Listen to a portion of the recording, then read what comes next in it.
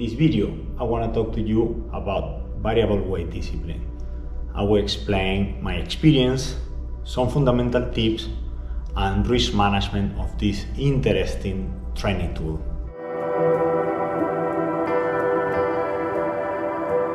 Imagine you are on the surface beside the buoy. You are totally relaxed, ready to go. You did your visualization. You have a very good team of partners. You have two partners. One is your safety freediver, the other one is taking care of the line to control the line when it drops. Because you will do a variable weight dive with the drop line of the buoy. Then when you feel ready to go, you take the last breath, snorkel out, and this is the signal for your partner to release the pulley. Open the pulley, then the line start to drop. Then you grab this line, then you have one hand in the line, the other hand controlling your equalization. Trying to have a hydrodynamic posture, okay, head down. Then you just let it go, grabbing the line, and it starts to go slowly in the first meters, but then after 10 meters it starts to go faster and faster. Then you are ready for that, then you enjoy the sensation, you are controlling the equalization, you charge your muffle and you keep going down, okay? There is a moment when you decide to release the line, and then you continue free falling for a few meters. You have your line you're on, then you keep parallel to the drop line. And when you decide to stop completely, you turn in the line, and then you come back kicking. The ascent, it's super easy because you are not wearing weight belt. All the weight was in the bottom of the line. Then your ascent is super easy, buoyant. You arrive to surface, plenty of energy, smiling, recover breath, and all your partners are waiting for you after a big dive in variable weight.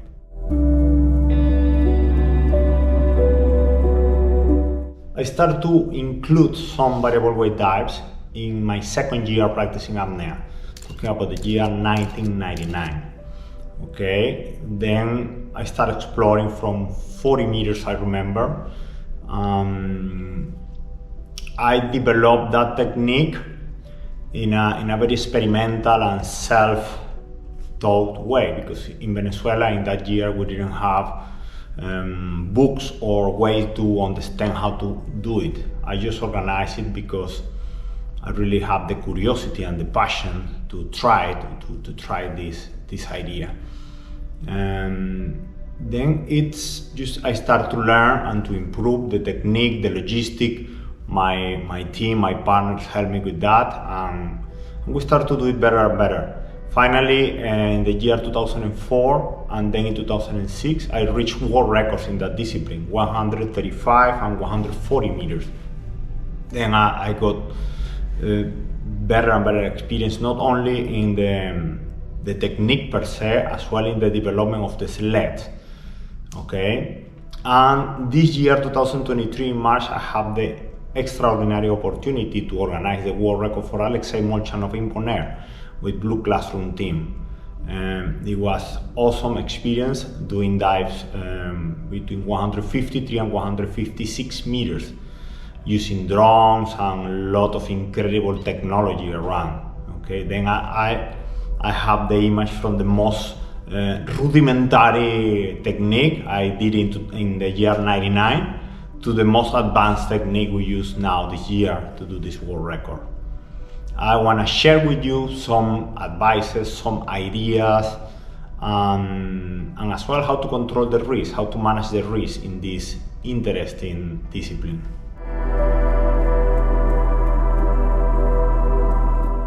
It's not the only option, but it's a great tool to improve your equalization control and as well to explore new depths in an easy way, because the weight brings you to the bottom almost without effort.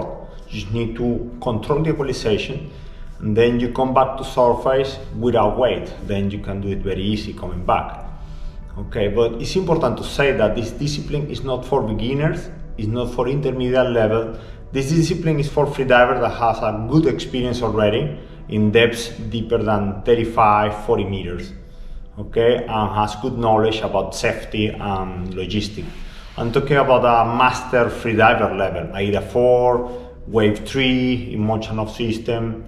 Then I don't advise this kind of dives for beginners, neither for advanced level. You need to have more experience because there are different factors here that can make these dives risky. I will talk about that in the next minutes, okay?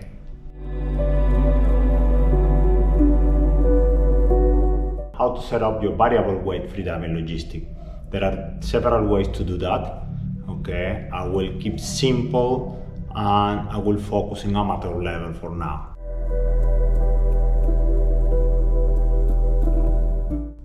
Here is the head down pendulum system that, from my opinion and experience, is the most simple and safe way to do variable weight for amateur level. I will explain why.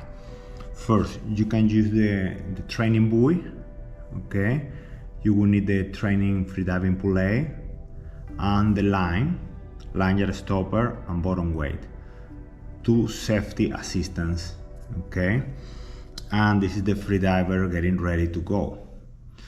Normally what I do is when the freediver is ready, the signal to drop the line is to take out the snorkel from the mouth very clear. Then one of the safety assistants release the pulley. Then all the lines start to fall down, pulled by the bottom weight, okay?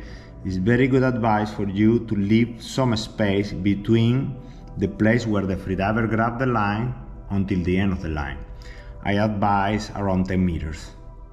Then the idea is that the freediver is always ready to release the line any moment the freediver has problems to equalize or just decide to stop the dive. Or if the freediver is doing good and is feeling comfortable, the freediver can continue free falling after the line stops and then reach the end of the line in free falling, because the line will stop falling down in a previous planned depth. And then this is a good idea to put a knot in the end of the line. Then one of the assistants should be taking care of the line, avoiding tangling, possible tangling with the line running through the pulley. And the other safety assistant is taking care of the safety of the freediver. This is approximately how you can organize it, okay? Then always be sure that you put a knot in the limit of depth that you are planning. This is fundamental. Now, let me show you how it looks when you continue going down. Then this is now the line reached the limit, that is the knot. It stopped the falling of the line. The freediver fell down, let's say 30 meters for example. Then here the line stopped and the freediver can decide to continue in free falling or just to come back. Always using a lanyard, of course. And this is important to see this detail here. The drop line always go a little bit diagonal. It never go perfectly vertical.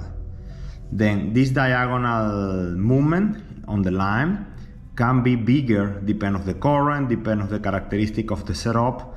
Then it's always a good idea to have clean area around the training line in variable weight. No other lines, no walls, no rocks, and always be far from the bottom, at least 10 meters. At least 10 meters from the bottom on the limit of the training line. And the lanyard stopper should give a distance as well, 3-5 meters from the lanyard stopper to the bottom weight. Then you have an extra safety space in case that there is a rock or something near the bottom. Then always keep a distance here. This is the way I normally practice with my students. And as well, this is the way that I start practicing variable weight when I start my first practice in Venezuela. In that time, we didn't have the pulley. It was super rudimentary, okay?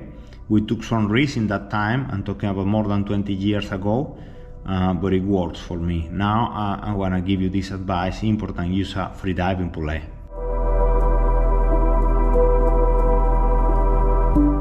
You have to make an extra knot connecting the buoy in the side, because there is a possibility that the pulley base in the buoy could fail. Then we always need to analyze and visualize all the possible risks. I don't want that you become paranoid or don't enjoy what you are doing, but it can happen. Okay, when the buoy is old, or you are using too much weight, or just the material fail, if this connection between the pulley and the buoy fail, then all the line fall down with the freediver, and this is a super dangerous situation that you need to avoid at all costs. Then one simple way to reduce this risk is make a second connection here in the side of the buoy, or use a secondary buoy connected to the end of the line. Then if something fails here, you always are able to hold the line with the freediver.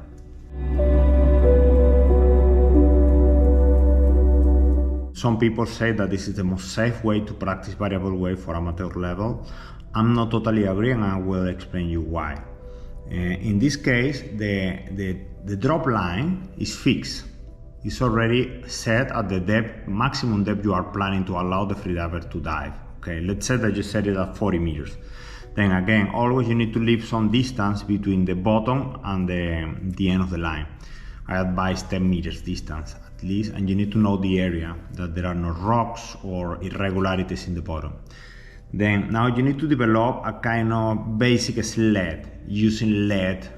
It can be made by a tube with some lead around, or it can be made just using a diving belt, putting some weights together, using a pair of carabiner, inox carabiner, one in the bottom side of the sled, one in the top side of the sled, then it keeps stable.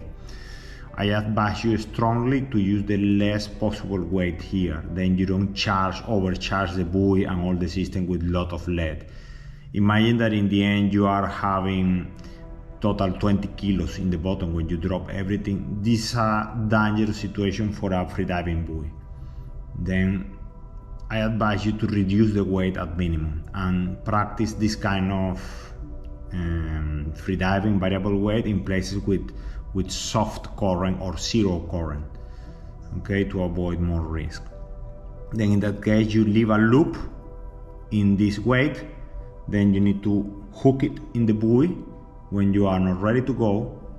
Then when you are ready to go, you just disentangle this sled or weight, and then you start to fall down following it. As well, you need at least a very good partner with you. I advise 2 partners, safety partners, taking care of logistics and safety. Okay. The problem with this system I don't like is, of course, you always need to use lanyard, but let's say that you drop the weight in the end of the line, the weight drop here, and then the lanyard stopper is waiting for you, the sled, and then you decide to continue free falling until the end. Then there is a possibility that your lanyard get tangled with the sled, because the sled is hanging down in the end before the lanyard stopper. Then it creates an extra risk. If you decide to come back and you get tangled with the lanyard, then it creates an extra risk. Okay, then this is why I don't like this system. But if you design the sled and the system very carefully, and you just, other option, you just decide never go to the end of the line, then the sled stay in the bottom and you go far from this always, then there are less possibilities to get tangled with this. But you need to pay attention to that detail. As well, in this option, you need to make a secondary knot on the buoy to secure that the line is always hooked to the buoy. If the pulley connection fails, you always have the control of the training line, and the training line will never fall down. A secondary buoy can be good, or just use a boat. If you have a boat with an arm, it can work more safe and stable. Okay, I hope all this information helped you to train safe and to enjoy this interesting tool for training, and as well to have fun. This is very interesting way to enjoy freediving. Okay, but you just need to be careful. You just need to have good experience, good partners, good logistics.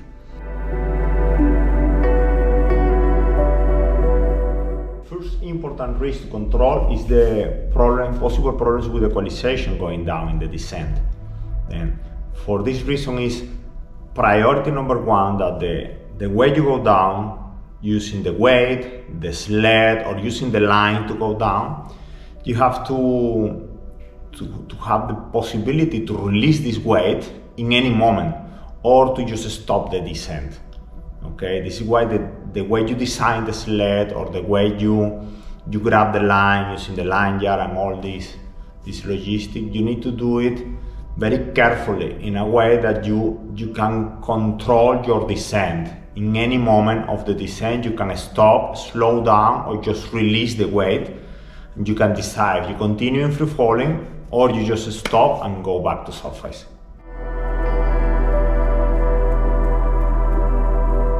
Other fundamental risk to control in variable weight dives is the possibility to hit the bottom of the sea. Okay, then you need to be aware of the bottom of the ocean, or the lake, or the cenote where you are practicing. How deep is it? If there are rocks, or drop off, or walls, or underwater irregularities, and I don't know, a shipwreck, then if you are going to practice in a place, you need to understand how is the bottom.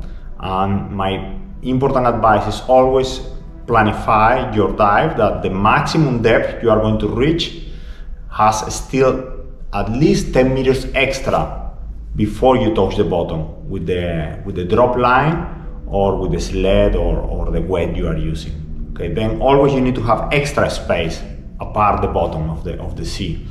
Another important advice is to set the lanyard stopper with some distance from the bottom weight on the line. Then the lanyard stopper will stop your dive, and still you will have few meters until the end of the line. It means the bottom weight. Then it gives you some chance as well to be far from the bottom in case of any irregularity, or rock, or tangling, possible tanglings down there. And always keep a distance, okay?